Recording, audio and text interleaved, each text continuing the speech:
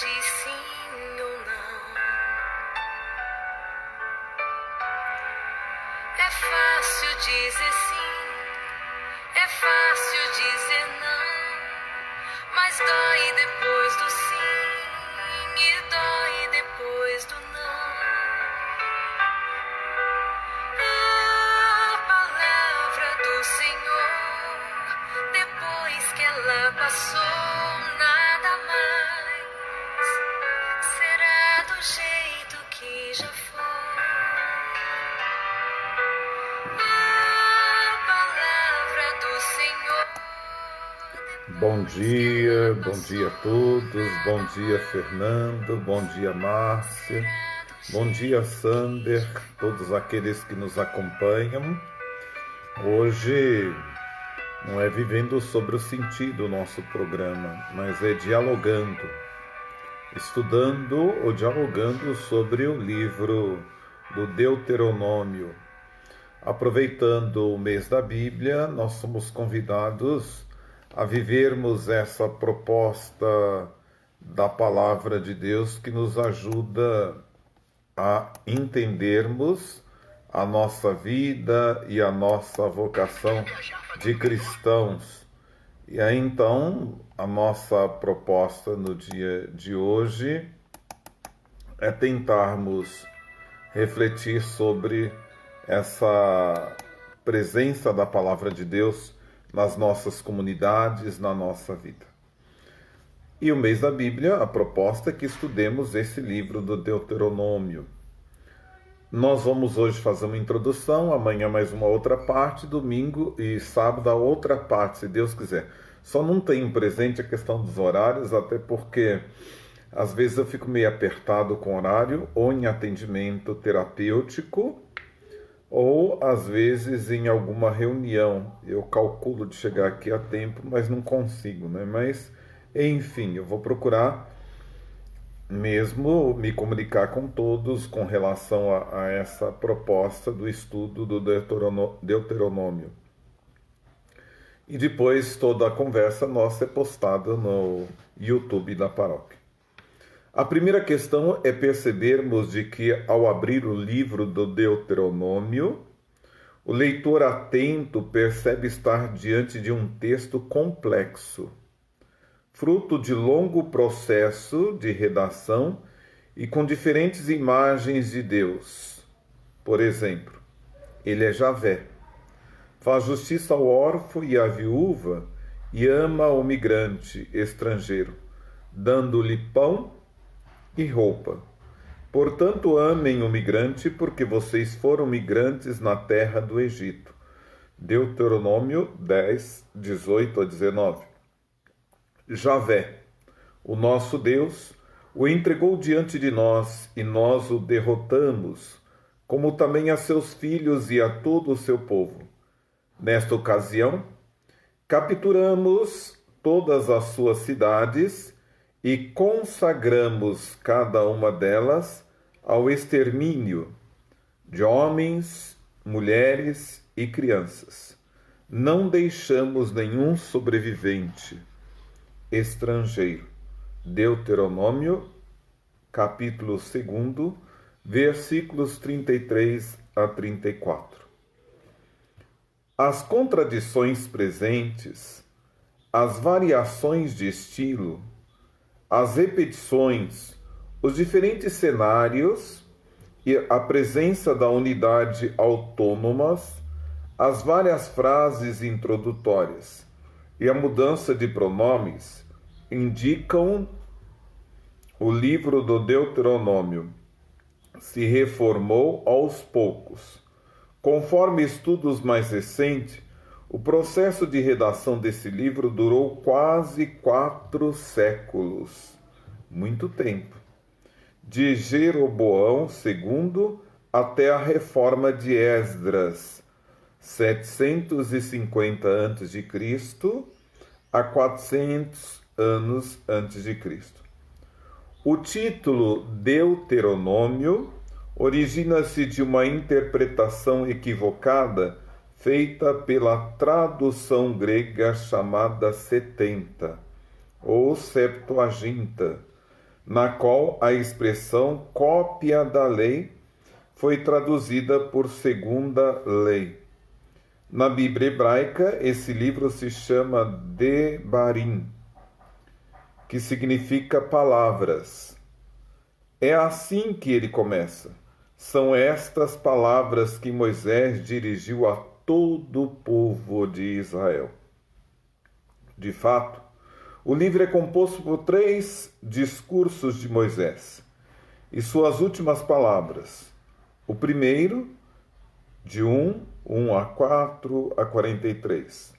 O segundo, de 4 a 44. O terceiro, 28 a 69.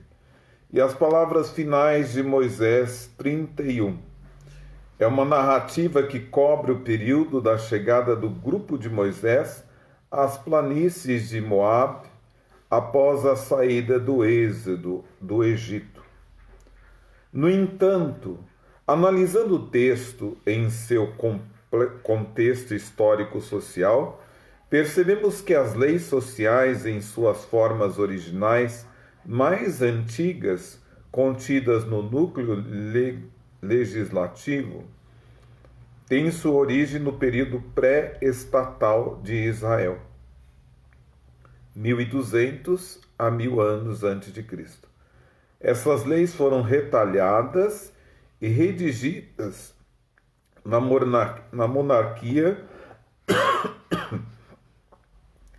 do reino de Israel, do reino de norte de Israel, em meados do século VIII a.C., especialmente pelo movimento profético em suas denúncia contra a exploração e a dominação do Estado. Desculpa, gente. Com a queda de Samaria, em 722 a.C., grande número de israelitas no norte refugiou-se em Judá, levando consigo suas tradições, seus costumes, seu jeito de ser, entre elas o material que seria ou serviu de fundamento para a reforma do rei Ezequias, que estava preparando a guerra contra a Síria. O material foi revisto e ampliado pelos escribas do rei, chamados de deuteronomistas.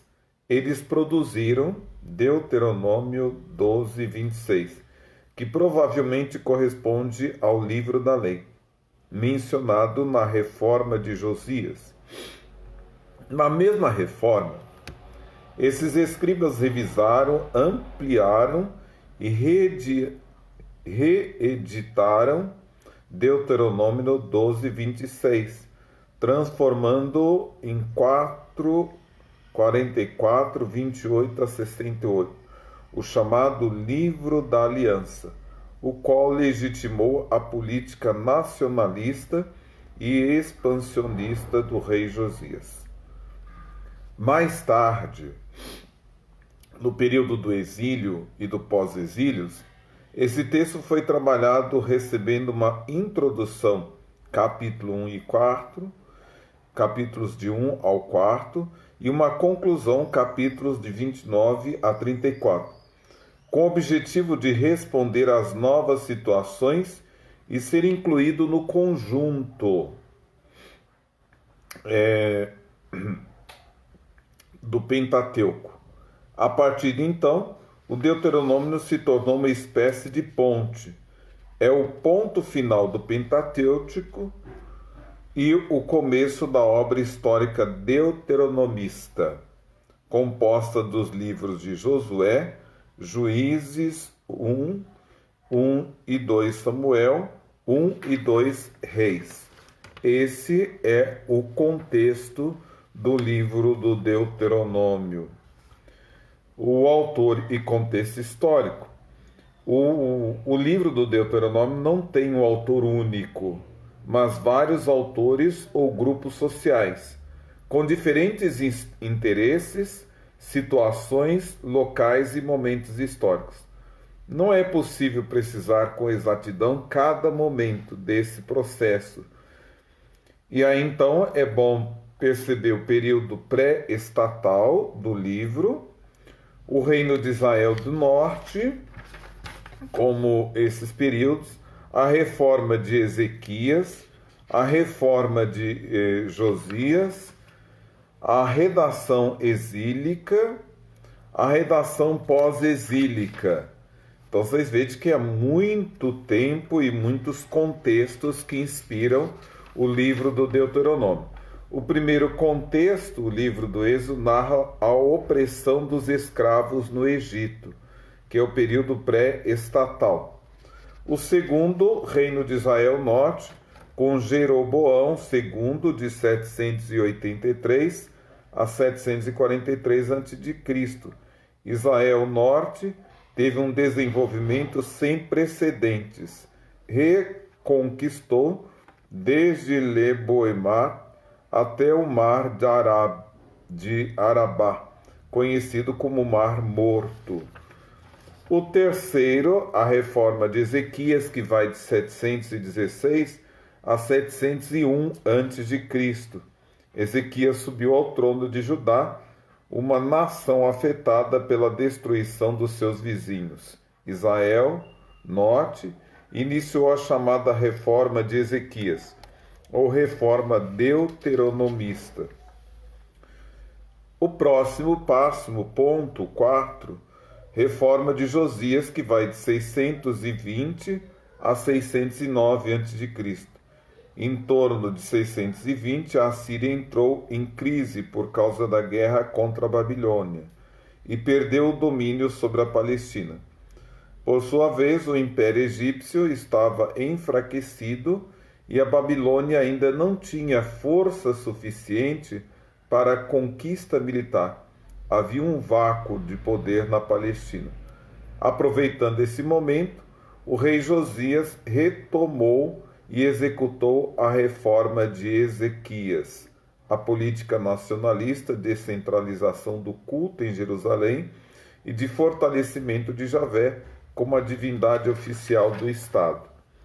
E aí a quinta, a redação exílica, Joaquim, 609 a 597 a.C., e Sedecias, 597 a 587 a.C. Sucessores de Josias maltrataram o povo, foram instigados pelo Egito e se rebelaram contra a Babilônia, provocando desastre nacional. A segunda invasão promovida pela Babilônia provocou a destruição de Jerusalém e o exílio. E depois, o sexto, a redação pós-exílica de 538 a 400 a.C. O Império Persa, que dava liberdade religiosa aos povos dominados, garantindo para si a submissão política e os tributos, transformou a província do Império em uma teocracia, com o templo e a Torá. O templo restaurado, sobretudo pelo grupo que retornou do exílio babilônico. A elite judaica exilada estava repleto de membros sacerdotais e escribas da Golá, que voltava para resumir suas funções no templo. Por volta de 460 a.C., período de incertezas e lutas pela sucessão no trono da Pérsia. Surgiu uma revolta no Egito, a qual contou com o apoio dos gregos e mais tarde na província da Síria, da Fenícia, da Palestina e de Chipre. Por volta do ano 400, o Egito, já livre do Império Persa, ameaçava avançar sobre as regiões sírio-palestinenses. Nessa grande estabilidade entre 450 e 400, o Império Persa, de olho no corredor sírio-palestinense e na rota Jericó-Amon, Moabe, enviou Neemias e Esdras para reorganizar e fortalecer a Judéia, região que fazia limite com o Egito. Então, nós temos todo esse contexto do livro do Deuteronômio, que vai nos ajudar um pouco sobre essa proposta do estudo.